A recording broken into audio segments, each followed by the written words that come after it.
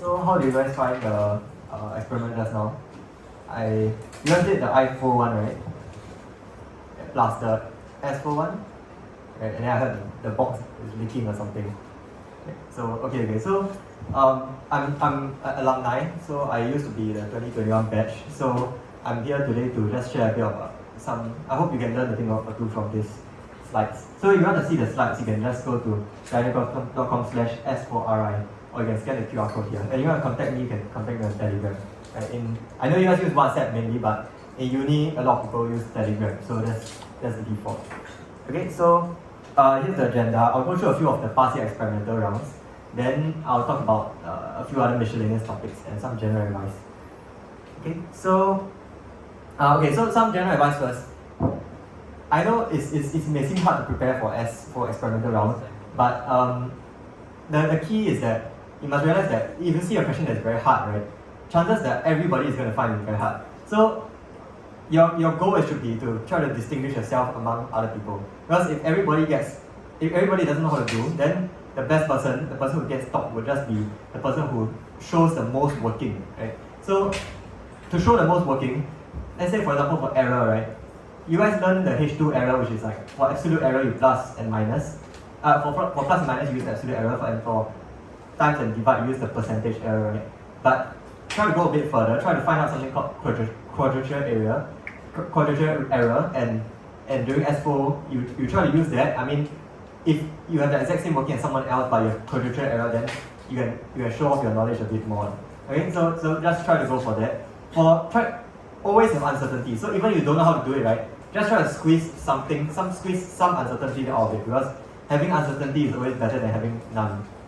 So it's a bit tedious and whatnot, but I think that small bit helps. Just try to squeeze whatever uncertainty you can get out of your equations. So if for weird stuff like trigo, like sine theta, right, you measure angle theta, just even if there's no known method to do uncertainty for sine, just squeeze something like using a min-max method. So you measure the maximum possible angle, minimum possible angle, then you calculate the quantities based on that. So yeah, it's very tedious, but just try to do it, because I think all things being equal, that more impressive looking error always looks better. Okay? And as for how to study, a lot of people ask me how to study for it. Then I'll just say just try to study for the theory, because you need the theoretical foundation to do the SPhO experimental round. Okay, so now we'll go through some of the past year questions. So in my year, we had this thing where this thing was called a Cartesian diver. So they give you a bottle, and then there's a red thing inside. And if you squeeze the bottle, you realize that the Cartesian diver goes below. Okay, so your goal was to find the mass of the Cartesian diver, but first you have to explain the phenomenon. So anyone wants to give a try how to explain the phenomenon? Anyone?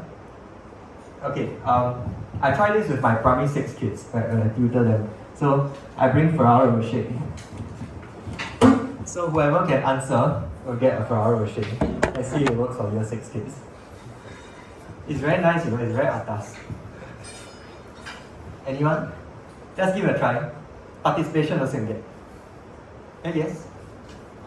You squeeze the bottle, the air inside the Cartesian diver gets compressed.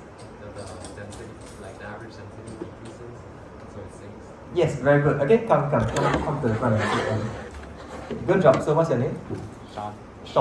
Yeah. Okay, nice job, Sean. Yeah, okay, right. So if you realize that whether something floats or sinks is based on density, right? So if the density, how does the density decrease, right? How does the density increase is if the volume, right? The mass stays the same, right? But if the volume of the object decreases, then the density increases. So yeah, what you said is correct. You squeeze it, the volume of the air decreases, density increases, it sinks. Okay, so how do you find the mass of the Cartesian diver inside the bottle? Anyone want to give guess? You can try again if you want. Anyone? How do you find the mass? So you're given a few apparatus. You're only given, basically you can measure length, you can measure time. Yeah, and that's basically it. You can measure length and time. How do you find the mass of the thing? And you know the density of water, right? So, sorry? Find the volume. Measure the temperature of the diver. Find its volume. then you know the buoyancy force that will exert upwards on it, Mm. and then measure its acceleration downwards. Okay, very good. So you said that you find the volume, right, and then you measure the acceleration. Okay, sure. Come to the front and take a chocolate. Yeah. So that's I think that's feasible. That's one way to you use acceleration. That sounds good. Yeah, because you're given a timer. Yeah, that's good. Any other suggestions? Okay, so actually SPhO is very open-ended, meaning that there's multiple correct answers. I think as soon as you convince them that you did some amount of work and justify it, you can get the points. So I think what I did when I did this, was I squeezed it such that I squeezed it halfway. So I squeezed it until the densities are equal. Then to find the mass of the thing, right? I need to find the volume of the thing. So the volume of the thing when you don't squeeze it is given like that. You can kind of measure very accurately the volume because you're given one external that's not inside the bottle. Right? But the one inside the bottle you cannot remove. So I squeeze it halfway and then I try to balance it, right? So you need to use a bit of dexterity to make sure that it's floating right, halfway. And then I did a very scuffed thing, which is I used the ruler and I tried to measure the volume and just aga. So I would see the change in volume of the air, and I was like, okay, roughly like that. And I mean, I think what you described is actually better. But I mean, not that it means anything, but I got taught by experimental with the method. But I mean, I think everyone just didn't know how to do it. So, okay, so yeah, you mentioned something good, which is drag. In that case, how do you account for drag? In that case, if you want to measure the acceleration, right, the buoyancy thing, how about drag? Is drag a constant? You can either ignore it, or if you can like guess the coefficient of drag, maybe like 0.3 for this kind of spherical shape. Then Okay, sure. take the average velocity and square it. Okay, yeah. Okay, so you mentioned drag, right? You can come take coffee. That's a good point, really. I didn't think about it when you mentioned it. Yeah, but wait, sorry, what's your name again? Elliot. Okay, nice. Okay, that's a good point. Okay, so anyway, point is, just do what you can. There's no correct answer. Any reasonable answer is probably okay. Okay, and once again, you don't need to get a perfect answer. You just need to beat your friends, right? Okay, so the next part of SPhO 2020 was this one. Find the mass of a steel ball. So you're not given a weighing scale, right? You're given this thing. You can let the steel ball roll around. Yeah, how do you do it? And you're given strings. So meaning you're given strings. So you can do pendulum stuff. Okay, any ideas? Once again, chocolate is up for grabs. Okay, so I was stuck on this for a very long time. I mean, people were thinking of ideas like swinging it. How do you like whack it or something like that? How do you find the acceleration of the rolling thing? Maybe 2/5 mr squared or something like that. 2/3 mr squared. 2/5 because it's a solid steel ball, right? How do you roll it around? There are a lot of ideas, but I was stuck for a very long time. Then I went to the toilet. Then I realized you can just find center of mass. So what I did in the end was I found the center of mass by putting on one end, and I think I just used I used either the string or the table I used a string to try to balance it. So when it rolls to one end, the center of mass of the steel ball is that side. The center of mass of the plastic tube is in the middle. Then I can find the ratio of the mass by the ratio of the lengths. And so that's how I find the ratio of the masses. Then I found the total mass by I think I put the two ends of the thing. Right? So if you oscillate it such that it's like transverse or something, then basically the whole tube plus the ball is kind of like point mass. But there's a lot of other experiments you can do. You can hang it on one end, right, and then you can swing it, and then you can use like some parallel axis theorem or something. So you can find the mass by using oscillation. Yeah. So that's how I did it. Any questions? Yeah. How does the total mass method work? Like in your single pendulum oscillation, doesn't mass cancel out? Oh right. You have a point. Doesn't mass cancel out? I honestly forgot how I did it. Any ideas? If you hang on one end, can you squeeze something out of like 1/3? Wait, you have the Cartesian that you found the mass of that at the previous part, right? You can balance it. Oh, okay. How do you balance? No, I said the one outside. Oh, yeah. Yeah, because it's just Right. the top balance of them. Okay, very good. So you can come take another chocolate. That's a good. Yeah, very good. So you know the mass of the Cartesian diver, and then you're given the one externally, then you can just balance it with the 30 cm ruler, I think. I think so. Yeah. Okay, very good point. Sorry, I did this slides at 2 a.m. I forgot that mass. I forgot the period of pendulum doesn't depend on mass. Okay, so yeah, very good. So any other ideas? Any other suggestions? Free chocolate. Let's try.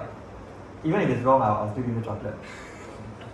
Okay, so anyway, point is, so SPhO experiment 2020, you can see a lot of it is mechanics and dynamics. If you know your center of mass or whatever more of inertia, if you know that oscillation period doesn't depend on mass, then you can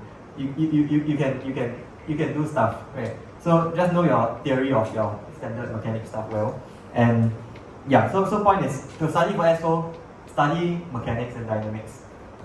So that's the takeaway from 2020. Okay, let's look at other years. So we look at 2019. You're given some metal cylinder and you're given hot water, right? And they tell you to do two experiments. So some different years will be different level of guidedness. In 2020, they really just give you the materials and tell you to find stuff, right? And they don't guide you at all. But some other years, like I think 2016 later, you'll see later, it's actually very, very guided. So yeah, more on that later. But this one is quite guided. They tell you to do two experiments, and then they tell you to measure the curve of the cooling curve of the two experiments, and they tell you to find the unknown heat capacity. So any ideas? Okay, so these are the apparatus you're given. Basically, you're only given, you can only measure the temperature with respect to time. Any ideas? Try also can, wrong also no mind. Okay. So when I first saw this question, I was very confused. So I was like, okay, the experiment one is just Newton's cooling, right? I got this. Right? It's just logarithm, right? Negative not logarithm. Negative exponential, right? And then the second one, wow, you have metal inside, you have water, and then the water exchanges heat with the metal, but water also loses heat to the environment. Then like there's gonna be, roughly speaking, two phases. Your equation is like water first loses heat to the metal, that'll be very fast, right? Then after that, water loses heat to the environment quite slowly. So you see like your graph will not be negative exponential, will be like two kind of curves, right? But then the metal is also slowly losing heat back to the water as the water drops. It's like it seems very hard because how do you do this? And if you think too much about it, you get quite depressed, right? So how any ideas? So I think the takeaway from 2019 is that if you're stuck trying to think of one way, right? Try to change your perspective, and one way to change your perspective is using hypotheticals. So you kind of think if in general in physics it's very useful to use hypotheticals as a tool to think. And so you think if this assumption holds, then what would it be easier, would it be harder? So in this case, the assumption I'm thinking of is if the water is completely isolated from the environment, right? Then based on the second experiment, you can find out exactly how much heat was lost from the water to the metal, and that will tell you the heat capacity of the metal. Then that's if it's completely isolated. So the role of the first experiment is to add nuance to the completely isolated part, right? So it's not the real life is not completely isolated. So you lose some amount of heat, right? And to quantify the amount of heat is this thing, right? It's Newton's cooling, and specifically you need to integrate, right? This t as a function of time. Remember, it's not in the second experiment. It's not negative logarithm anymore, because negative logarithm is only the case where you have two coupled systems, right? If you have three coupled systems, big T as a function of time, right? Temperature of water as a function of time is no longer just simple negative logarithm. So this function is a bit more complicated, right? But you do know how to quantify the amount of heat lost to the environment. So and this K is something you can find from the first experiment. So you can see the change in perspective is, initially I thought, okay, experiment 1 can do this, can find K. Experiment 2, how can I use the curves? But I think it helps if you think in terms of put certain assumptions and then find out how to relax the assumptions using your other experiments, right? So there's a way of thinking that might help. So any questions? Okay, so if you can think of this, then all you need to do is K, you measure T as a function of time, you know temperature and environment, you just need to do this integral. So roughly speaking, I think you probably need to count squares, right? Something like that. So practice your counting square skills, and you can do tricks like a box of 5 by 5 is 25 squares, right? Stuff like that. So yeah, and also once again, graphing always include error bars, right? Because your friend includes error, your not okay. Let's say your NUS high includes it doesn't include error bars. Right? You include error bars, then you win, right? So yeah, and also know your foundational theoretical stuff very.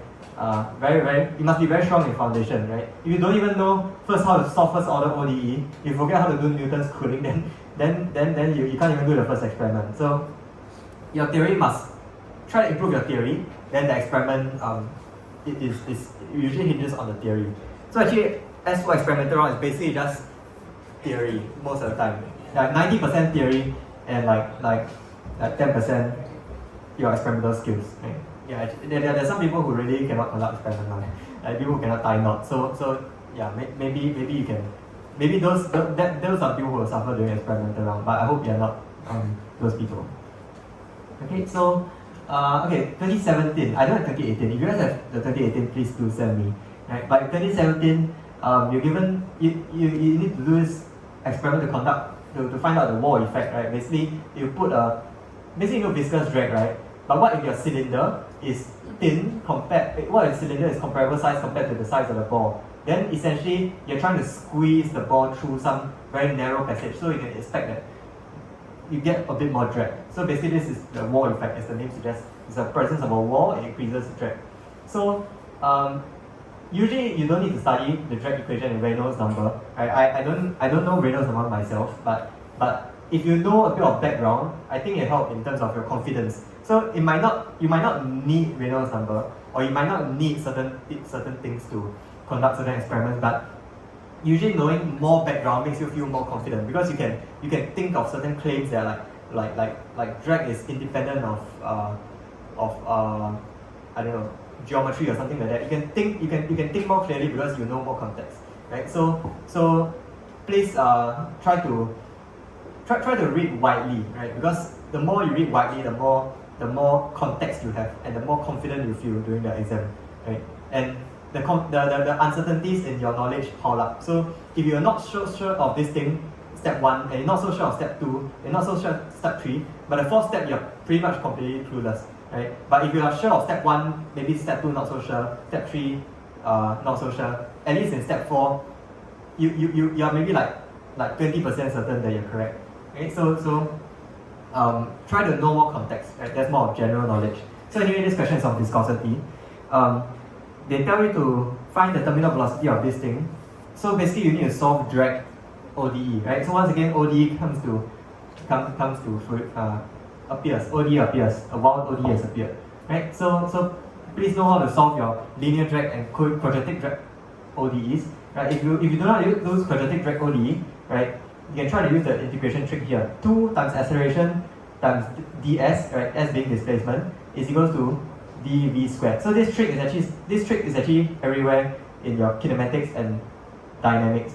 So this trick, integrate both sides, you actually get the v squared equals to u squared plus 2as, right?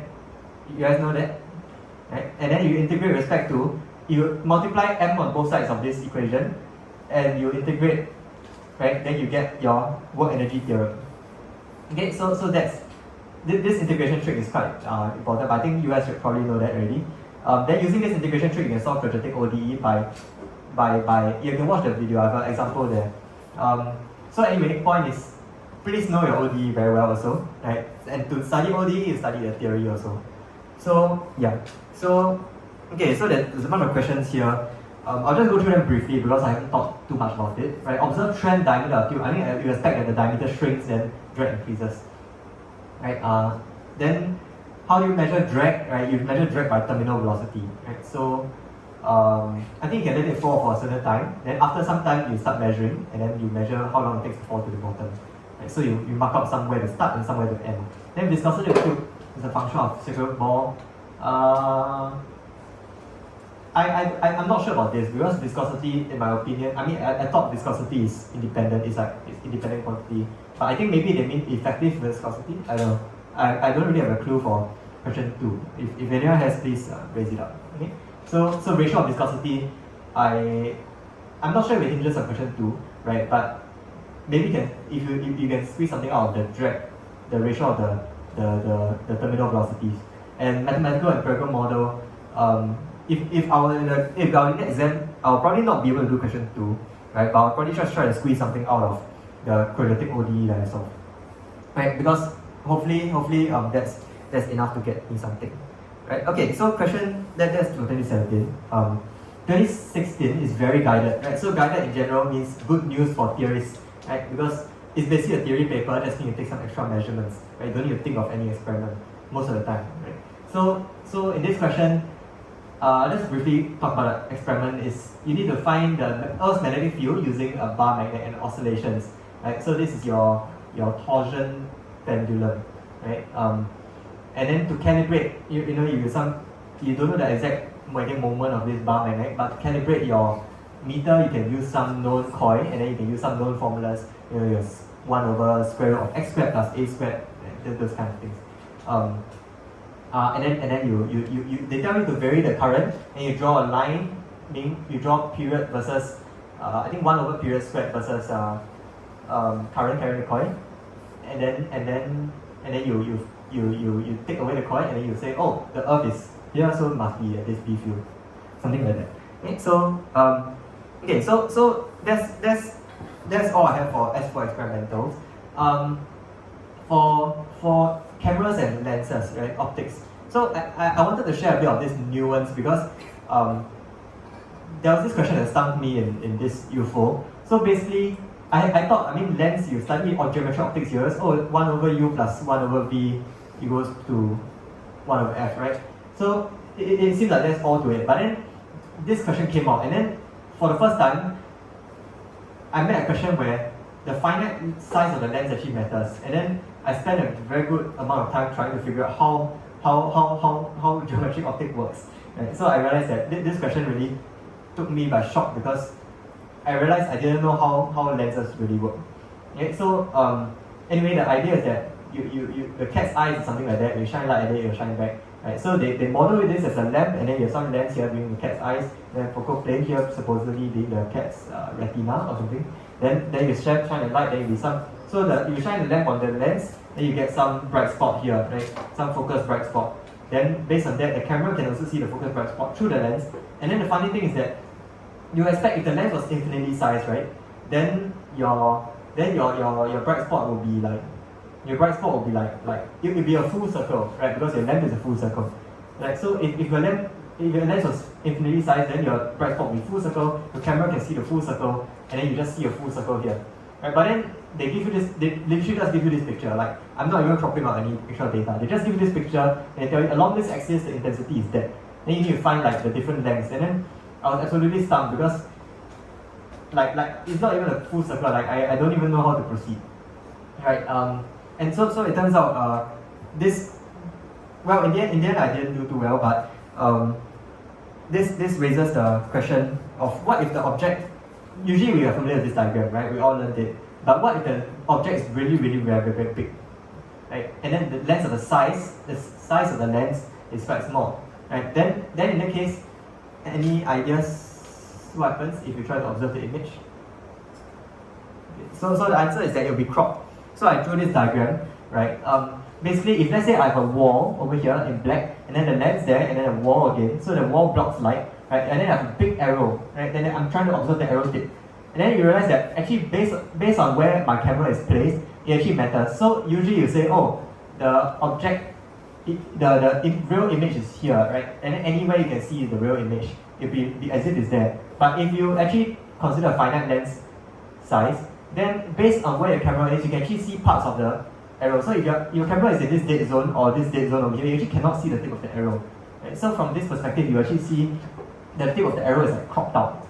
Okay? And this kind of makes sense because if you're far down below, you kind of see you can only see above the arrow. You're down here, you can only see below the arrow. So roughly speaking, you need to draw these kind of diagrams, and this is not the complete solution to everything, but this is not an answer to everything, but you need to draw diagrams like that and you need to understand what's going on. Right? And point is, I think this isn't taught in the standard syllabus. Finite lens size is something you need to consider you need to think about it yourself, right?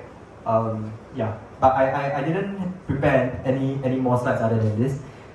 So I'll let you guys think about it yourself and think of different scenarios. Maybe you can try, if you try this question, the UFO T3, right, 2020, then that should be quite a good pedagogical practice.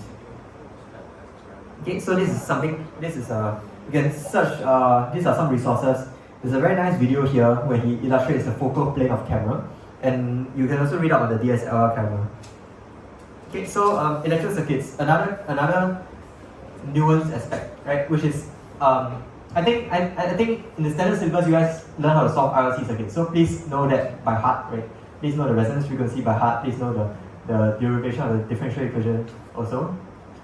Walter Lewin is a great lecturer for electromagnetism, and also learn the phasors trick, right? So I have two videos here where I went through that trick and know how to derive it using phasors and whatnot, and know what phasors mean also. Okay, so in general, this is the response of an RLC circuit, right? The bold plot here indicates the magnitude and the phase. So the magnitude is the magnitude difference between your driving voltage and your current, right? The current that passes through it. So you're driving with a voltage, you're measuring the current. So this is the response, right, of the current with respect to the frequency, right? And then not only is the amplitude changing, right, with respect to frequency, the phase also changes. So there's a lagging, and then there's a lagging or leading, and then there's lagging or leading here. Okay, and that resonance is 0. So please note the phasor trick, because if they give you a complicated question where there's some black box RLC circuit, I think there's such a question last time, some black box RLC circuit, and you probe it with different frequencies, then your basic knowledge of RLC will be absolutely essential, right? Because if you don't know how the typical RLC circuit even works, then if they give you a more complicated scenario where there's multiple RLC circuits inside a black box, right, then that's way even harder. Okay, so know your electrical circuit basics. I think that's quite a huge factor, because in general, there's only so many things you can test you. Mechanics of electrical components, right? RLC circuits are very cheap to build, so they might give you those components. So okay, another aspect is I just want to mention this nuance. This kind of intuition is good. This intuition is good if you are experimenting and then you're realizing, why doesn't my experiment work? Then if you have a basic understanding of electrical engineering, you better understand how to troubleshoot it also. So if let's say if you see a schematic diagram of some random power supply, right, chances are you'll see a 10 microfarad and a 100 nanofarad beside each other, right? So you may be wondering, wait, parallel, they just add up, right? The capacitance just add up. Then isn't 100 nanofarad plus 10 microfarad, isn't that like there's not much point in adding this 100 nanofarad? Right? So any idea? So here's the hint. This is usually electrolytic, and this is usually a ceramic. So why do you do that in electrical circuits? Why do electrical engineers throw in this supposedly useless 100 nanofarad capacitor? Anyone wants chocolate? Ferrari or Shay? Okay, so the answer is that every component actually is parasitic RLC component. So like your capacitor is not a perfect capacitor, right? It also has parasitic resistance and inductance properties. So every capacitor, being an RLC circuit, has some frequency response. So let's say this has some frequency response, this has some frequency response, and this frequency response at maybe high frequencies, right? Electrolytics don't do well at high frequencies, so you need a ceramic to help that. Okay, so that's the idea. There's a very good video illustrating more on that, right? That does it more justice.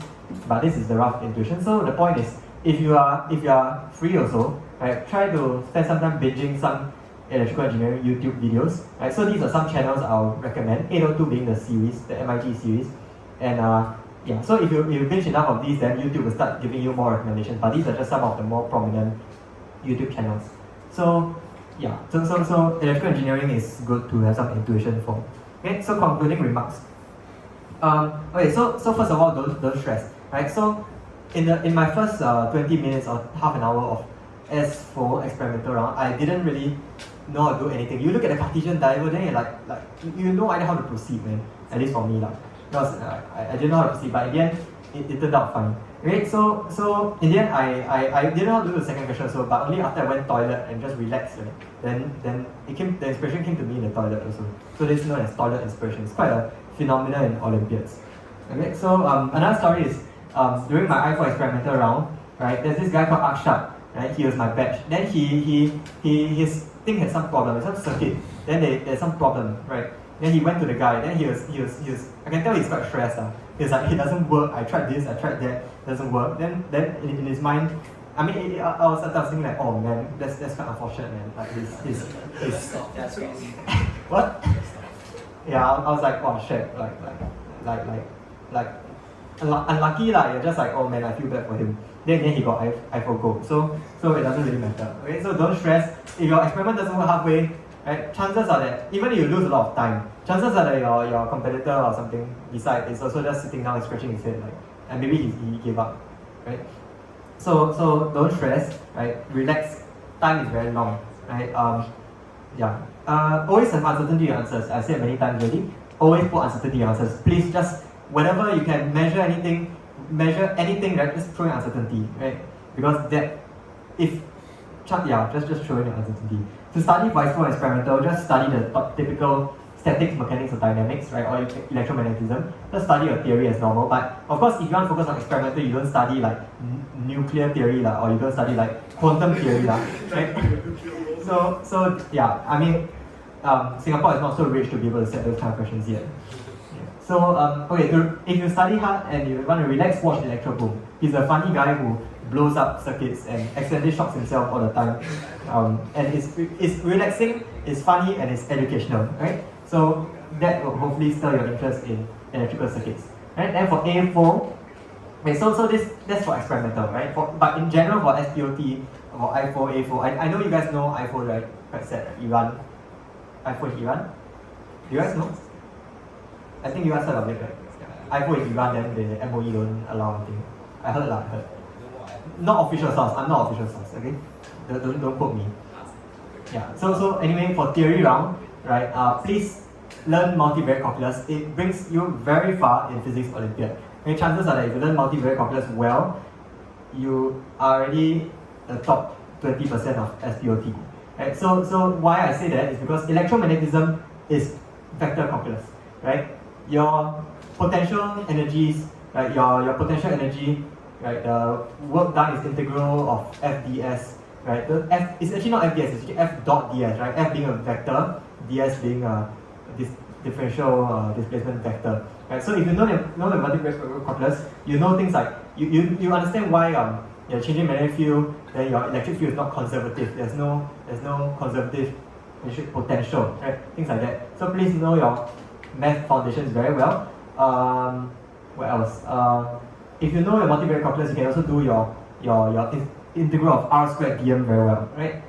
And your electric fields, right? Electrostatics, that's a huge part of what they test. So a lot of those things are usually they're just surface integrals or volume integrals or line integrals that you eventually just need to convert into a triple integral, a double integral, or single integral. Right? Put in the correct bounds, integrate correctly, check units, and then you're done. Right? So if you know multivariate calculus, a lot of things become very simple, and all the conceptual weirdness, right? All the conceptual weirdness usually goes away if you know your vector fields, curl of vector field is vector field, gradient of scalar field is vector field, things like that. Please know those well.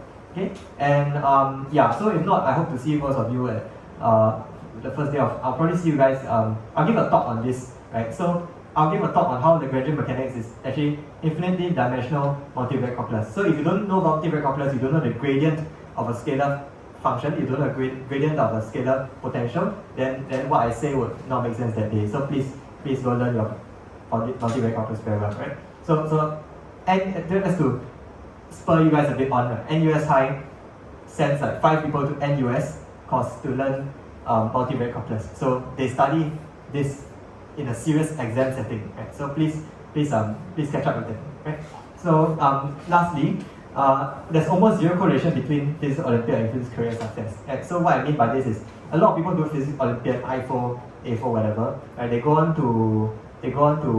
overseas uni, right? But then usually they don't pursue physics academia after that. So and a lot of people who are successful physics academics, right? They take very wildly different paths, right? So I talk to a lot of physics PhDs and whatnot. I know a PhD in physics he did his PhD in physics in quantum field theory, right? Some very advanced stuff, right? And turns out he actually got physics A level C, right? So point is your academic grades now doesn't really a bit of okay, 0 is a bit of a lie. There's some correlation, right? But it doesn't really your path now doesn't really determine your path in future. Just because you get SPhO gold now doesn't mean you'll be a Nobel laureate, right? And just because you get physics C now in A levels doesn't mean you will end up being a physics PhD, right? So point is well, my point here is not to discourage you from studying physics Olympiad. It's more to tell you that not everything hinges on physics Olympiad, right? SPhO is not the end. In fact, some people burn out after SPhO and it's quite sad because they're so talented, but then they burn out, then they don't do physics. So please enjoy physics, and if you like physics, please yeah, the journey after physics Olympiad is very, very long. Okay? Yeah, and it's a long road. It's a long road, right? So anyway, if not, that's all I have, right? If you want to study, as I said, studying theory is very important, right? So if you want to study more theory, one way is to subscribe to these 2 YouTube channels, right? And I have enough chocolate to probably give everyone. So for every subscription to both channels, I'll give you a free chocolate. So yeah, thank you. Any questions? Okay, yeah, thanks. Alright, thank you, Chena, for sharing his experience in SPhO and IPhO.